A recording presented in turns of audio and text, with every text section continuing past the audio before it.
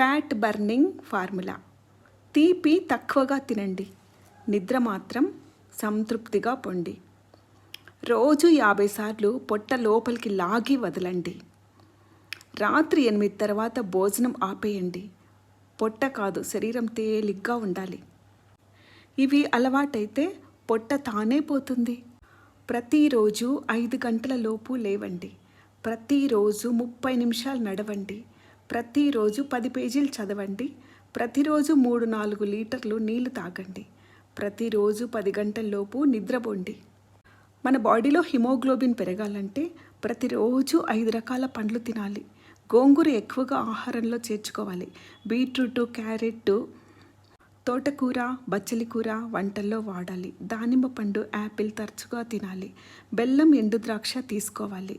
Apple, బొప్పాయి పండు కూడా తినాలి. ఇది మన బాడీలో రక్తం పెరిగే ఇంటి చిట్కాలు. సర్వేజన సుఖినో భవంతు.